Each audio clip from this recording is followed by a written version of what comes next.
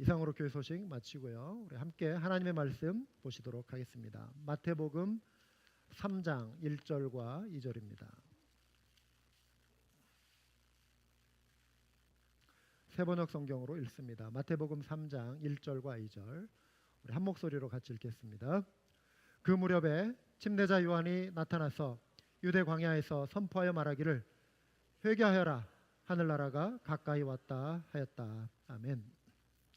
네, 올 한해 우리 한마음교회는 가르쳐 지키게 하라, 이 주님의 지상명령을 열심히 순종하는 교회가 될 수 있기를 원합니다. 우리 주님께서 가르쳐 지키게 하라 하셨을 때 그 말씀은 제자들에게 하신 그 말씀 안에 들어있습니다. 내가 너에게 분부한 모든 것을 가르쳐 지키게 하라 그러셨죠. 그래서 복음서 안에 예수님이 하신 말씀, 예수님이 보여주신 삶의 행적들이 잘 기록되어 있습니다. 예수님이 하신 말씀은 우선은 우리에게 힘과 위로를 주는 참 은혜의 말씀이 많이 있죠. 또 다른 면에서 보면은 어떤 말씀은 우리로 하여금 돌이키게 만드는, 우리의 죄를 지적하시고 경계하시고 돌이켜 회개케 하시는 그런 말씀들이 있죠. 그런데 어느 말씀이든 우리는 내가 그냥 원하는 말씀만 취사 선택하는 것이 아니라 주님이 주신 말씀이니까, 만유의 주이신 예수 그리스도께서 우리에게 주신 말씀이니까 그 모든 말씀을 은혜로 감사하게 다 받아들이고 순종하는 우리 믿음의 성도들이 되어야 할 줄 믿습니다. 올 한해 그래서 우리가 하나님의 말씀에 집중하고 그 말씀을 배울 수 있기를 원합니다. 여러분, 말씀을 듣고 순종하지 않는 자는 산상수훈의 마지막 부분에 주님이 비유로 들어서 말씀하신 것처럼 모래 위에 집을 짓는 자와 같다고 그랬습니다. 모래 위에 집을 짓는 자는 어리석다라고 그랬고요. 이제 태풍이 불고 홍수가 나면 그 집은 무너져 내리는 것입니다. 그런데 반석 위에 짓는 집은 말씀을 듣고 순종하는 자라고 그랬거든요. 그래서 우리가 하나님의 말씀을 대할 때는 그냥 내가 지식을 단지 얻는 차원에서 받아들이면 안 되고요. 말씀을 내가 듣고 순종하기 위해서 말씀을 받아들이는 그러한 마음으로 우리가 하나님의 말씀을 대해야 하는 것입니다. 그래서 가르쳐 지키게 하라, 이 말씀은 바꿔서 말씀드리면 지키도록 가르치라, 이렇게 말씀을 표현할 수도 있겠습니다. 우리가 배우는 것도 지키기 위해서 배우는 것입니다. 누군가에게 말씀을 전해줄 때도 그냥 지식을 전달해 주는 것이 아니라 지킬 수 있도록 가르치는 것, 이게 가르쳐 지키게 하라의 원래의 의미가 되는 것입니다. 우리가 먼저 지켜 순종하고 그럴 때 우리를 통해 누군가 다른 사람들이 삶이 예수님을 따르는 인생 되도록 도와주는 것, 그것이 우리 신앙생활의 목표인 것이죠. 이를 위해서 우리가 이제 마태복음을 대할 때 단지 그냥 관찰자 입장에서, 하나의 독자의 입장에서 성경을 읽는 것이 아니라 예수님을 따르고 순종하는 그 당시의 제자의 입장에서 이 마태복음을 대해 볼 필요가 있습니다. 그래서 예수님과 함께 걷고 예수님의 음성을 내가 지금 직접 듣는 것처럼 그분과 함께 동행하고, 그렇죠? 그럴 때 우리가 이 문자가 단지 그냥 하나의 지식으로 다가오는 것이 아니라 살아 움직이며 우리의 영혼을 흔들어 깨우는 그런 말씀이 되는 것입니다. 내가 제자의 입장에 서는 것입니다. 그래서 복음서 안으로 우리가 함께 들어가 보자는 것이죠. 그럴 때 우리가 사도 베드로가 고백했던 것처럼 너희는 나를 누구라 하느냐 할 때, 예수님, 당신은 하나님의 살아계신 하나님의 아들이십니다. 그리스도이십니다. 주님 안에 구원이 있습니다 라고 고백할 수 있는 그 신앙의 회복이 우리 모두에게 올해 다시 한번 일어날 수 있기를 소망합니다. 그리고 주님이 제자들에게 주셨던 그 지상 사명, 모든 족속으로 제자를 삼아 이 말씀을 내가 받아들이고 가르쳐 지키게 하는 그 순종의 삶으로 나아가는 것이죠. 이것이 복음서를 대하는 우리의 각오입니다. 저는 이제 마태복음 1장과 2장을 잠깐 건너뛰고 3장부터 시작을 해보려고 합니다. 마태복음 3장은 예수님의 공적인 활동, 공생애가 시작이 되는 장면입니다. 그곳에 침례자 요한이 먼저 등장을 합니다. 그런데 저와 여러분이 이제 이 광야로 나아가서 이 요한의 한번 그 외침을 들어볼 수 있기를 원해요. 여러분을 이 광야로 오늘 안내하기 원해요. 요단강가로 여러분을 안내하기 원합니다. 초대하기 원합니다. 광야에 외치는 자의 소리를 우리는 듣게 됩니다. 그 소리는 침례자 요한의 외침입니다. 복음서의 주인공인 예수님이 막 등장하시기 전에 지금 여러분 화면에 보시는 것처럼 이제 영화의 한 장면을 캡처한 그 사진인데요. 침례자 요한이 지팡이를 들고 있는데 그가 큰 무대에서 마치 이 마태복음의 주인공은 지금 요한이 아니에요. 이분이 잠깐 등장해서 복음서의 진짜 주인공, 바로 메시아, 구원자, 그리스도 예수를 소개하거든요. 근데 마이크를 들고 무대에서 어떤 행사를 진행하는 사위자처럼 그 뒤를 따르고 이제 막 나타나실 구원자 예수 그리스도를 소개하는 것입니다. 그 내용이 마태복음 3장 11절과 12절에 나와 있습니다. 나는 너희를 회개시키려고 물로 침례를 준다. 내 뒤에 오시는 분은 나보다 더 능력이 있으신 분이다. 나는 그의 신을 들고 다닐 자격조차 없다. 그는 너희에게 성령과 불로 침례를 주실 것이다. 그는 손에 키를 들고 있으니 타작마당을 깨끗이 하여 알곡은 곳간에 모아들이고 쭉정이는 꺼지지 않는 불에 태우실 것이다. 이렇게 소개하면서 내 뒤에 오시리, 나는 그의 신들매를 들고 다닐 그런 자격도 없다. 종이 이렇게 하는 일이겠죠. 그런데 나는 그분의 종이 될 자격도 없는 존재다. 그러면서 예수 그리스도 메시아를 소개하고 있는 것입니다. 이 요한의 역할이 잠깐 복음서에 소개되고 있는데요. 그런데 워낙 참 중요한 인물이고 의미 있는 그런 인물이었기 때문에 사복음서 마태, 마가, 누가, 요한 이 사복음서 전체가 예수님이 등장하시기 바로 직전에 이 침례자 요한의 사역을 소개하고 있습니다. 그러면서 그의 삶과 메시지를 보여주는데 잠깐 등장한다고 해서 우리가 그것을 가볍게 취급해서는 안 됩니다. 그가 전한 메시지는요, 복음서 전체 밑그림을 보여줍니다. 요한의 메시지를 잘 들어보면 앞으로 복음서가 어떻게 펼쳐질 것인가에 대한 그 그림을 발견하게 됩니다. 무엇을 복음서가 말하려고 하는지 핵심 메시지가 담겨 있습니다. 그의 메시지가 무엇이었는가? 1절과 2절을 보시면은요, 그 무렵에 침례자 요한이 나타나서 유대 광야에서 선포하여 말하기를 회개하여라, 하늘나라가 가까이 왔다 하였다. 이렇게 선포하고 있습니다.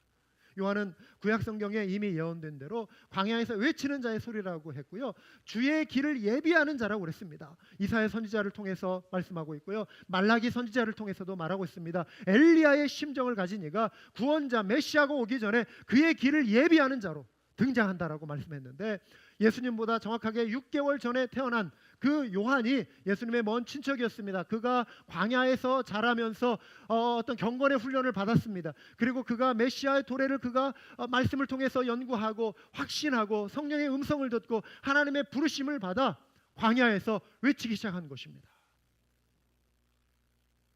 침례자 요한이 전한 메시지는 두 개의 키워드가 있습니다. 하나는 회개이고 다른 하나는 천국입니다. 하늘나라입니다. 이 둘은 매우 밀접한 관계가 있어요. 천국이 가까이 왔다, 이 말은 이스라엘 백성들에게 정말 희소식이에요. 기쁜 소식이었어요. 왜냐하면 메시아가 오셔서 그들의 어떤 억울함과 그들의 어떤 눌림, 압제를 좀 해방시켜 주시고 정말 하나님의 나라로 통치하실 것을 그들이 오랫동안 대대로 열망해 왔거든요. 그래서 천국이 가까이 왔다는 말에 이들의 눈이 번쩍 뜨이고 귀가 번쩍 뜨였습니다. 그런데 요한이 그들에게 한 가지 조건을 말하는 것입니다. 아무나 하나님 나라에 들어오는 것이 아니라 하나님 나라에 들어올 자는 반드시 통과해야 할 관문이 있는데 그게 바로 회개라고 하는 것이었습니다. 회개하여라, 하늘나라가 가까이 왔다, 이렇게 외치고 있는 것입니다.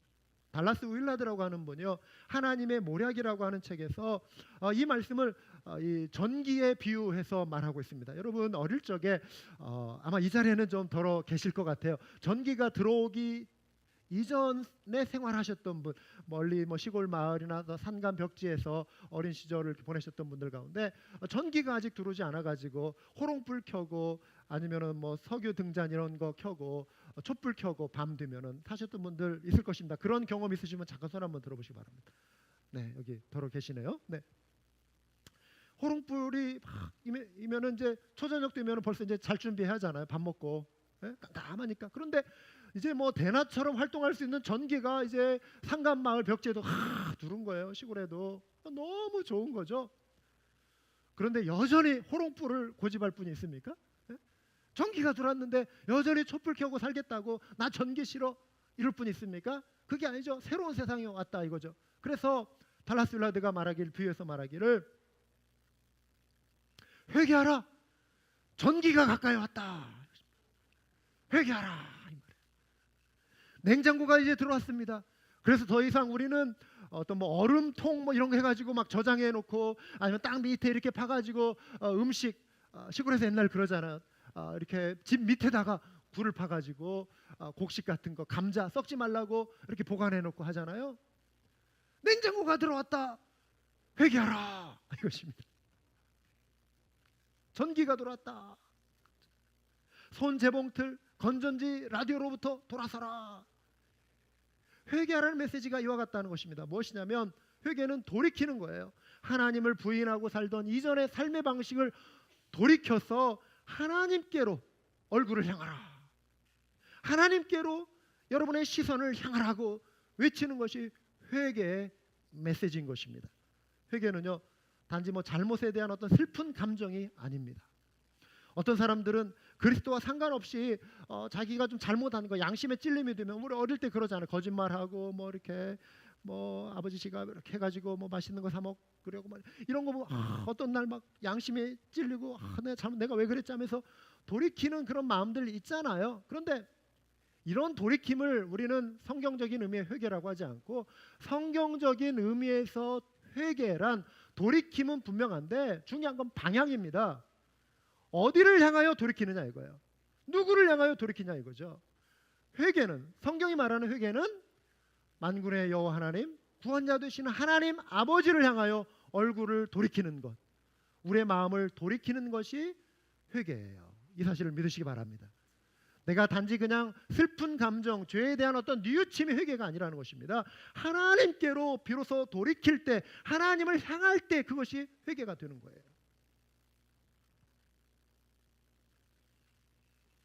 우리는 심판하시는 하나님을 두려워해야 합니다. 여러분, 하나님의 말씀을 내 중심적으로 해석해서는 안 돼요. 내 중심적으로 이해해서도 안 됩니다. 하나님의 말씀을 불순종할 때 어떤 분들은 그렇게 생각할 수 있어요. 뭐 그냥 내 방식대로 살아도 하나님이 하늘에서 뭐 번개 안 내리시는데, 벼락 안 내리시는데 그냥 내가 살고 싶은 대로 살면 되지. 그런 분들 세상에 너무나도 많이 있습니다. 그렇다고 해서 그럼 하나님의 심판이 없습니까? 언젠가는 하나님이 낱낱이 우리가 이 땅 가운데 회개치 아니하고 하나님 없다 생각하는 것처럼 그렇게 살아가는, 행동하는 모든 잘못들을 심판날에 낱낱이 드러내시면서 책망하실 날, 심판하실 날이 올 것임을 여러분 믿으시기 바랍니다. 심판하실 하나님을 우리가 두려워해야 돼요. 어제 토요일 생명의 말씀 고린도전서 5장의 내용처럼 보면은 교회 안에서 있어서는 안 돼요. 이방인 중에서도 일어나지 않는 교회 안에 음행의 죄가 있었어요. 아버지의 아내 계모하고 산 거예요. 이런 일을 형제들이 그냥 넘긴 거예요. 이거를 사도 바울이 책망하면서 바울이 뭐라고 하냐, 묵은 누룩을 제거하라. 여기에 누룩은 번지는 속성이 있지 않습니까? 누룩은 죄입니다. 죄를 제거하라 경고하고 있는 것입니다. 왜?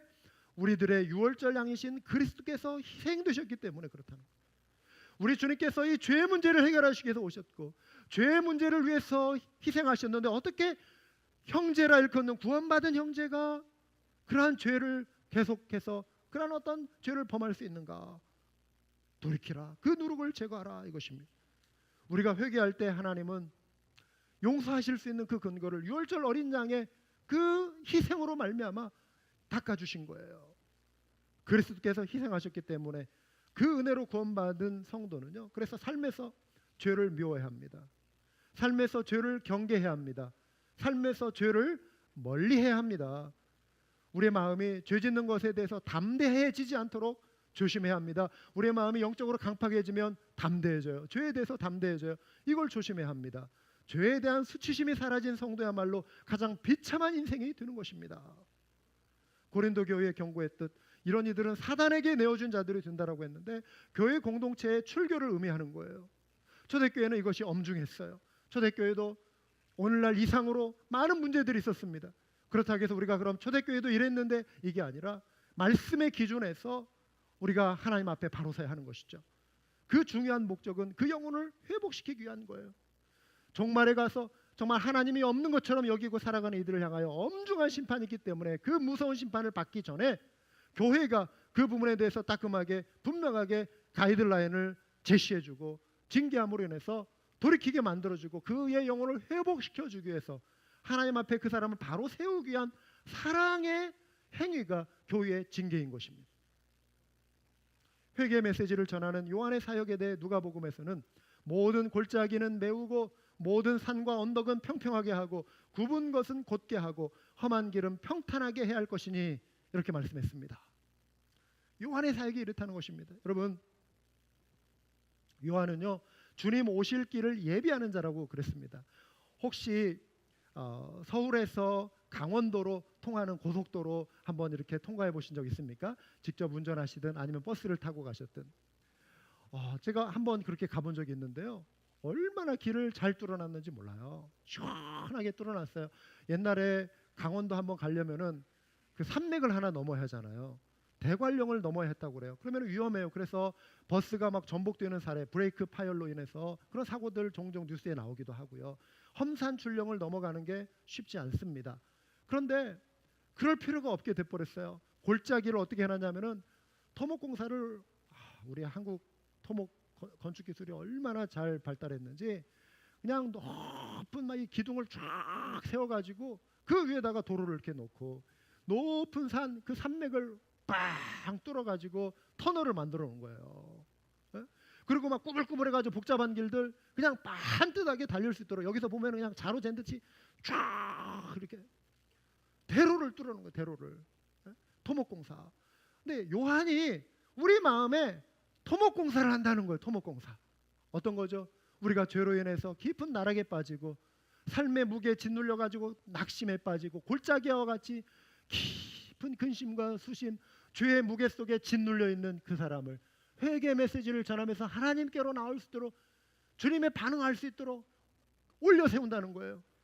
높아진 마음, 죄로 인해서 교만해진 정말 높은 산처럼 솟아오른 내 교만한 마음을 낮추고 평지가 되게 하고 좌로 치우치고 내가 살고 싶은 방식대로 우로 치우치고 했던 그러한 어떤 삐뚤어진 나의 삶을 험산 줄령처럼 인생의 험한 길을 달려오면서 내 마음이 강팍해지고 그래서 정말 하나님을 멀리 떠나 있는 우리들을 회개 메시지를 통해 하나님께 돌아오라고 하는 외침을 통해서 반듯하게 토목공사 시켜준다는 거예요.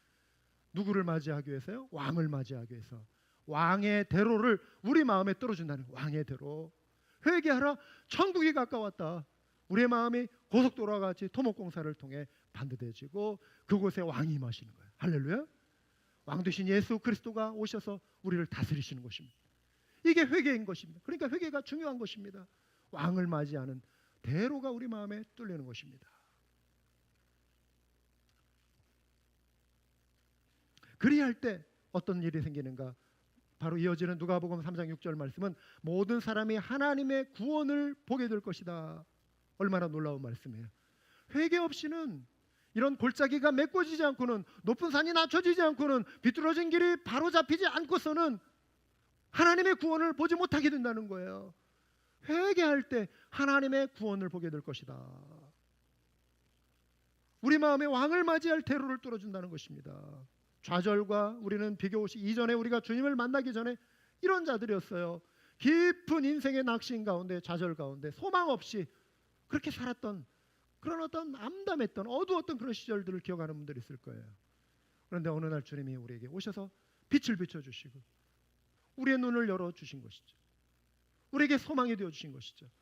우리는 우리가 잘난 맛에 정말 높아진 마음 교만의 의식 속에 또 살아가게 돼요. 이 비교의식이 오늘 우리를 힘들게 했죠. 그런데 주님 앞에서 내가 어떤 존재인가를 알고 겸손하게 낮아질 때 주님이 우리 가운데 오시는 것이죠.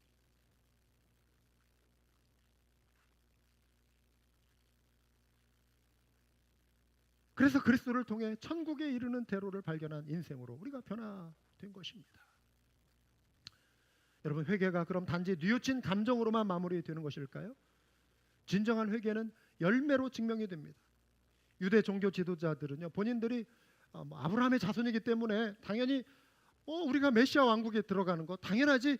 우리의 조상이 아브라함이고 그 아브라함의 혈통을 이어받았기 때문에 당연히 택함 받은 백성으로 하나님 나라의 백성 되는 거 당연하지, 이렇게 생각하고 살았다는 거예요. 그런데 침례자 요한이 예리하고 냉철하고 강력하게 촉구하는 거예요. 회개에 알맞는 열매를 맺어라. 그리고 너희는 속으로 주제넘게 아브라함이 우리 조상이다 하고 말할 생각도 하지 마라. 꿈도 꾸지 마라, 이것입니다. 내가 너에게 말한다. 하나님께서는 이 돌들로도 아브라함의 자손을 만드실 수 있다. 이렇게 경고하고 있습니다.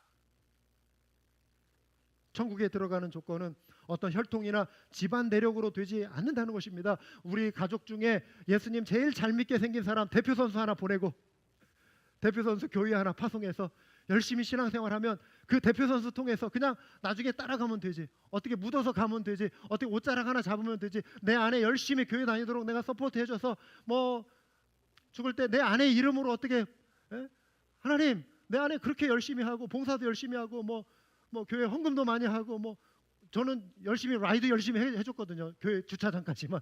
어떻게 안 되겠습니까? 이럴 수 없다는 것입니다. 대표 선수 보내가지고 되지 않는다는 것입니다. 내가 하나님을 만나는 거예요. 내가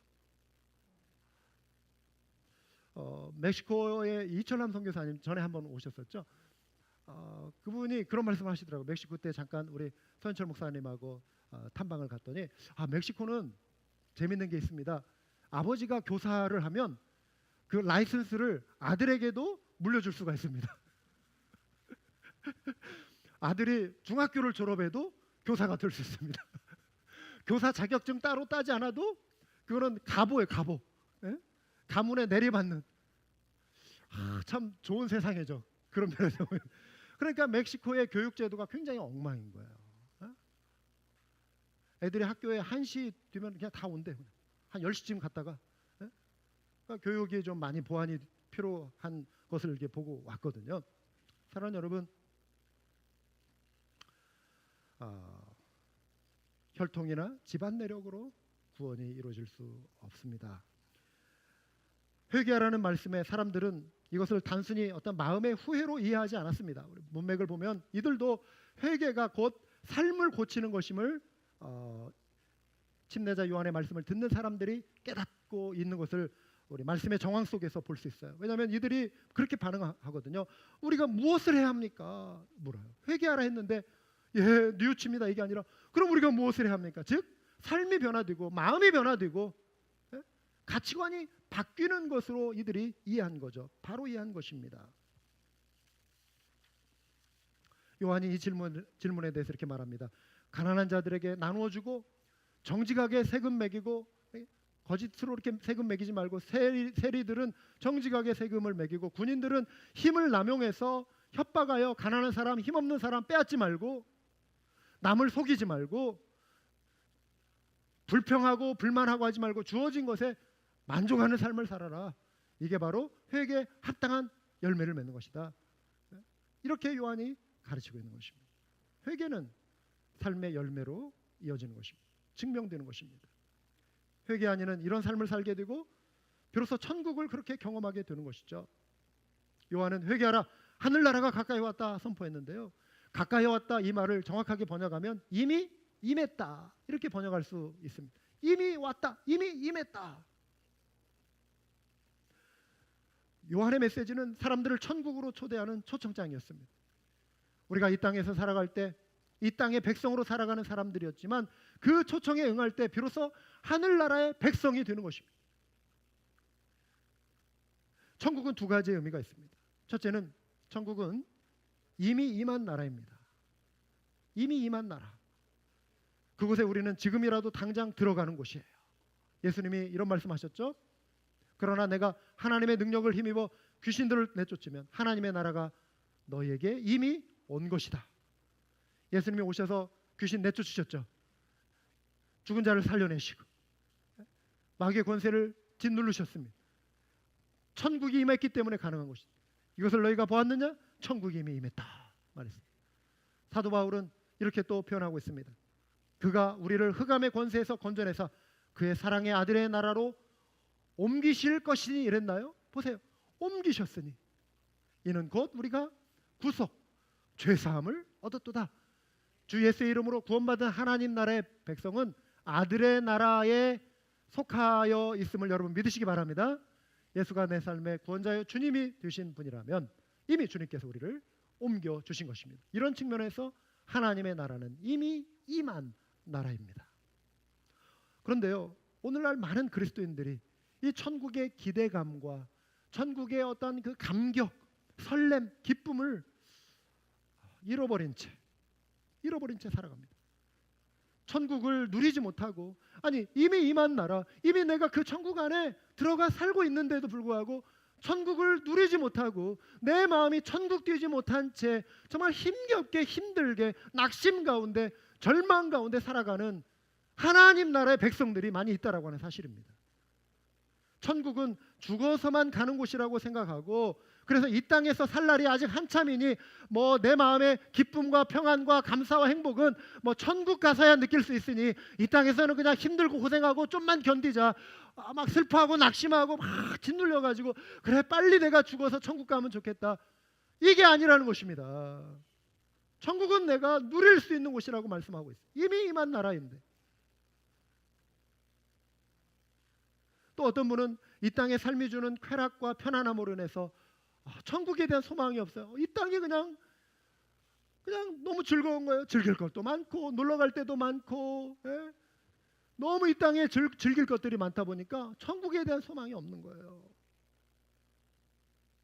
그리고 이 땅에서 어떤 탐욕, 하나님이 경계하신 어떤 권력에 대한 욕망들, 어떤 명예에 대한 욕망들, 어떤 재물에 대한 어떤 욕망들, 하나님보다 더 많은 것들을 사랑하는 게 마음에 가득 차가지고, 심지어 교회 안에서 또 교회 지도자들 가운데도 이러한 모습들이 세상에서 사회적으로 이렇게 비춰질 때 이단들이 그런 모습을 보고 봐라, 가짜다, 우리가 진짜다. 그러니까 가짜가 진짜 행세를 하게 만드는 그 빌미를 우리가 천국을 누리지 못하고 살아갈 때 그걸 제공해 주는 것입니다. 우리가 천국을 누린다면 정말 감사하고 만족하고 겸손한 자리로 내려가고 세상의 어떤 탐욕을 취하는 삶을 살 수 없게 되는 것입니다. 왜 교회 지도자들이 탐욕을 하고 정치 싸움을 하고 왜 그런 험한 삶을 살아야 하냐 이거죠. 그런데 이단들이 그런 것들을 빌미로 삼아가지고 봐라, 가짜다. 오늘도 제가 이메일을 받았어요. 제가 그냥 하는 말이 아니라 지난주에 제가 신천지, 새천지 얘기해 드렸는데 신천지에서 저에게 제 이메일을 어떻게 알고 저 이메일을 보냈어요. 제가 지금 이렇게 해드린 말씀은 그 얘기를 하고 있더라고요. 봐라, 뭐 수천만 원 들어가지고 이렇게 하고 뭐 그렇게 많은 돈 들여서 공부하고 했던 사람들 봐라. 그런데 일부거든요. 정말 진실하게 하나님 앞에서 무릎 꿇고 이름도 없이 빚도 없이 하나님 나라의 영광을 위해 정말 겸손하게 복음의 진리를 위해 살아가는 그러한 지도자들 많이 있어요. 일부에서 이렇게 물을 흐려놓으니까 이단들은 어떻게 그런 거 알고 파리가 들끓듯이, 파리는요 우리 한맘교회에서 맛있는 불고기 하면은요 1km 1마일 떨어진 데서 날라오는 것 같아요. 없던 파리가 막 와요. 그 냄새를 보고 그런 것처럼 이단들이 그런 빌미를 우리 그리스도인들이 줘서는 안 된다는 것입니다. 우리가 천국을 누리면서 살면 우리 삶을 통해 우리에 있는 그 기쁨의 이유를 묻게 될 거잖아요.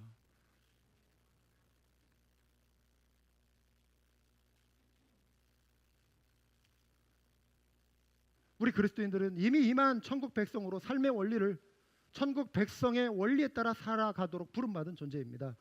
천국을 누리는 것을 이 땅에서 의와 평강과 희락이라고 그랬어요. 하나님의 나라는 먹고 마시는 데 있지 아니하고 성령 안에서 의와 평강과 희락이라. 여러분, 이 삶이 죽어서 누리는 것인가요? 아닙니다. 이 땅에서 우리가 하나님 나라의 하나님과의 관계 속에서 하나님의 의를 경험하고 이 땅에서 하나님과 관계 속에서 성령의 어떤 충만함 속에서 평강을 이 땅에서 누리라고 주신 말씀이고 기쁨을 이 땅에서 누리라고 주신 말씀이잖아요. 그렇죠? 아멘. 성령이 우리 안에 계심에도 불구하고 그 강력한 역사를 드러내실 수 있는 성령님이 우리 안에 거하신다고 우리가 고백하고 있음에도 불구하고 기쁨과 능력과 화평을 빼앗긴 채 지치고 낙심하고 좌절되고 죄의 늪에 살아가는 사람을 이렇게 비유할 수 있습니다. 수천만 원의 수천 달러의 지폐를 카펫 밑에다 깔아놓고 영양실조로 굶주려 가는 사람이라고 말할 수 있어요. 그리스도인들 가운데 그런 분들이 많이 있어요. 이 무한하신 성령님의 은혜를 우리가 누릴 수 있음에도 불구하고 영적인 영양실조에 빠져갈 수 있는 그런 성도들이 많이 있다는 것입니다. 기쁨이 없어요. 그 삶에 평안이 없어요. 두려움과 낙심과 좌절 속에 살아가고 있는 것이죠. 천국을 이미 우리가 경험하고 천국이 임했다라고 고백한다면 성령 안에서 약속하신 의와 평강과 기쁨을 우리가 회복하고 추구하고 사모하는 우리 성도가 되어야 할 줄 믿습니다.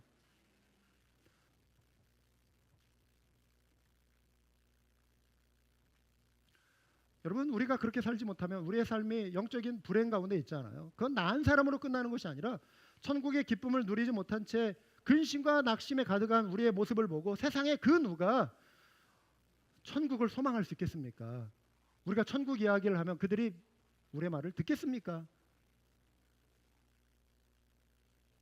천국의 기쁨을 누리지 못하게 방해하는 것이 죄이고, 죄의 유혹을 끊임없이 우리에게 심어주고 우리를 이끌어가라고 하는 영적인 존재, 실체, 사단 마귀가 지금도 호시탐탐 우리의 마음에 기쁨을 빼앗아가려고 해요. 말씀이 떨어지면 예수님도 비유에 말씀하고 있잖아요. 새들이 와서 쪼아먹는다.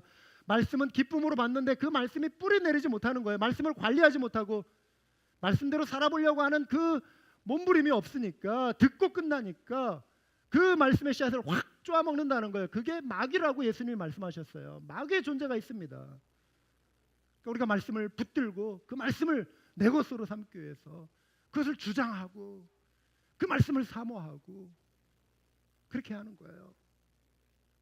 어떤 형편이 좋아서, 어떤 세상의 환경이 바뀌어서 내가 그렇게 기쁨을 회복하는 것이 아니라 그럼에도 불구하고 우리는 기쁨을 주장할 수 있는 그런 충분한 조건이, 그러한 이유를 가지고 있는 성도인 줄 믿습니다. 사랑하는 여러분, 천국을 누리는 것은요, 내 모든 두려움, 내 수치심, 내 질병, 내 죽음까지도 대신 담당해 주신 예수 그리스도를 내 삶의 주인으로 고백하고 인정할 때 찾아오는 것이죠. 따라서 해볼까요? 예수 그리스도께서 내 모든 두려움을 대신 짊어지셨습니다. 예수 그리스도께서 내 모든 수치심을 대신 짊어지셨습니다.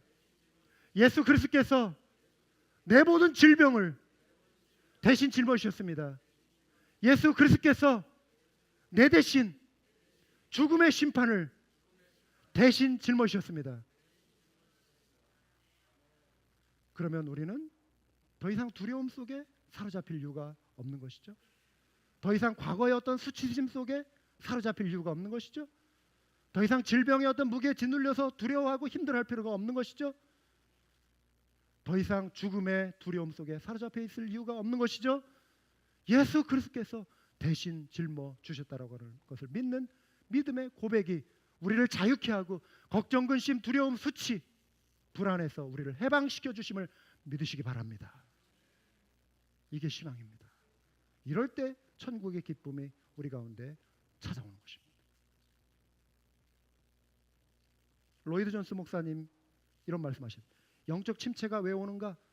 영적 침체는 내 자신에게 대한 관심을 집중할 때 찾아온다는 거예요. 아니, 나에게 집중하는데 어떻게 영적 침체가 오는가? 내가 나를 보기 시작하면요, 어떤 문제가 생깁니까? 두려움의 문제. 이전에 내가 두려워했던 것들이 나를 찾아오고, 내가 수치스럽게 여기는 그런 것들이 또 찾아오고, 내 자신의 한계, 내 자신의 어떤 연약함, 내 자신의 부족함, 현재 어떤 자원의 결핍, 이런 것에만 자꾸 시선을 주목하게 되는 것입니다. 내 자아, 내 관심, 이 결과가 영적 침체라고 하는 것입니다. 자아를 벗어나는 유일한 길은, 잘 들어보십시오, 여러분이 여러분의 자아를 생각할 시간이 없을 정도로 다른 사람이나 사물에 몰두하는 것이다. 내 자아를 생각할 시간이 없을 정도로 이웃의 어떤 형편을 살피려고 하고 하나님께 얼굴을 고정하고 할 때 영적인 침체를 이길 수 있다는 것입니다. 왜 내 마음이 지금 왜 이렇게 힘들까?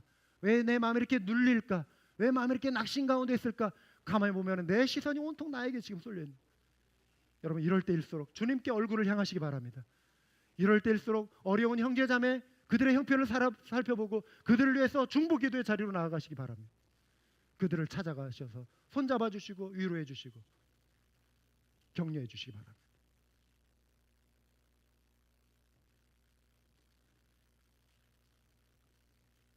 우리 우리 건이가 앉아 있는데 어제 이제 새벽기도 이렇게 나왔어요. 우리 청년들이 새벽에 나와가지고 같이 또 기도하고 또 이렇게 큐티도 하고 하더라고요. 청년부 수련회 때 우리 청년들이 은혜를 이번에 많이 받고 왔어요. 그 중에 하나가 우리 건인데 건이야, 수련회의 before and after가 뭐냐 이렇게 물어보니까 우리 건이가 하는 말이 마음이 그렇게 따뜻해, 자기 마음이 굉장히 따뜻해졌다는 거예요. 마음이 성령께서 주시는 그런 평안 아니겠어요? 따뜻해지고 막 이렇게 기쁘다는 거예요. 그래서 누군가 막 그걸 막 나누고 싶은 막 이야기하고 싶은 마음이 우리 생겼다고. 그래가지고 자기 집에 가가지고 엄마에게 말하고 또 동생들에게 말하고 또 아버지에게도 막 말하고 그랬다는 거죠. 이게 하나님의 나라가 임한 사람의 고백이에요. 하나님의 나라가 임할 때 이런 일이 일어나요. 누군가에게 전해주고 싶은 마음, 누가 시켜서일까요? 그렇잖아요. 그 마음이 자발적으로 일어나는 것이죠. 한때 여러분 그런 마음들 가지셨던 분들 있을 거예요. 근데 어느 순간 내 마음이 이렇게 영적으로 침체되고 메마른 것 같은 느낌을 가지신 분들 혹시 안 계십니까? 주님, 제 마음에 이 기쁨을 회복시켜 주시옵소서. 기도할 수 있는 우리 모두가 됩시다. 네? 하늘나라는 두 번째로 앞으로 완성될 나라입니다. 요한이 선포하기를 그는 너희에게 성령과 불로 침례를 주실 것이다. 그는 손에 키를 들고 있으니 타작마당을 깨끗이 하여 알곡은 곳간에 모아드리고 쭉정이는 꺼지지 않는 불에 태우실 것이다 라고 했습니다. 앞으로 완성될 하나님의 나라는요, 그리스도께서 재림하셔서 이루실 나라입니다. 그날은 구원의 날일 뿐더러 동시에 심판의 날이기도 해요. 그래서 성령의 침례는 이미 믿는 자들에게 주어진 침례예요. 저와 여러분이 예수 그리스도 안에 있다면 이미 우리는 성령의 침례를 받은 자예요. 그런데 알곡과 쭉정이를 나눈다라고 하는데, 쭉정이가 받게 될 침례가 불의 침례라고 하는 거예요. 알곡을 모아서 곳간에 드리고, 곳간은 천국이에요. 장차 임할 천국에 알곡 신자들을 모으시고, 알곡하고 쭉정이는 붙어 있어요. 그래서 교회 안에도, 우리 교회는 그런 분이 단 한 분도 없기를 바라지만 표시가 안 나요. 겉으로 볼 때는 알곡 신자처럼 보이고, 교회 안에 알곡 신자와 같이 붙어서 늘 같이 생활을 해요. 그래서 구원받은 백성처럼 보이는데 마지막 심판 때 타작마당에서 농부가 키질을 해대면은 쭉정이는 날아가기 시작한다는 거예요. 그게 구별되는 시간이에요. 참 믿음과 거짓 믿음, 참 신앙과 거짓 신앙, 하나님 나라의 백성과 그렇지 않은 자의 구별이 마지막 날 심판 때 농부의 기질 속에 쭉정이와 알곡이 분리되는 것처럼 구별되는 날이 온다는 것입니다. 그래서 그 쭉정이는 뭐야? 불에 불살라 버린다.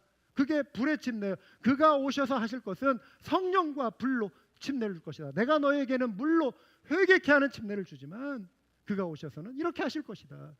사랑하는 여러분, 혹시 여러분 가운데 내가 정말 알곡 신자라고 하는 그런 확신이 없는 분 안 계십니까? 내가 신앙의 뭐 성숙에서 일하는 그 의미를 의미하는 그 알곡이 아니라 내가 정말 하나님 나라의 백성 되었다라는 확신, 내 속에 나의 주권을 내려놓고 왕 되신 예수 그리스도를 그 토목공사를 통해 회개하고 왕을 맞아들인 주님, 제 안에 들어오셔서 저를 다스리시고 저를 통치해 주십시오.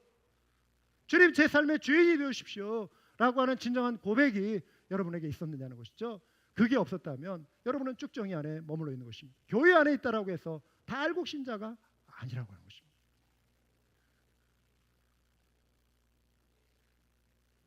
지옥의 불에 대해서 임박한 진노, 뿌리를 찍어내는 도끼, 이렇게 비유하고 있습니다. 여러분, 이 경고를 가볍게 여기지 마시기 바랍니다. 며칠 전에 뉴스에서 마치 영화의 한 장면처럼 헬기 위에서 이 도망자를 추격하는 그런 장면이 나왔어요. 마치 영화 한 편 보는 것 같았어요. 실제 상황입니다. 어떤 사람이 검정색 트럭, 힘센 트럭을 몰고 막 텍사스 사람들이 많이 타고 다니는 막 그런 트럭에 막 큰 거 타고 막 가는데 길을 벗어난 거예요. 경찰이 추적하니까 들판으로 들어가 버린 거예요.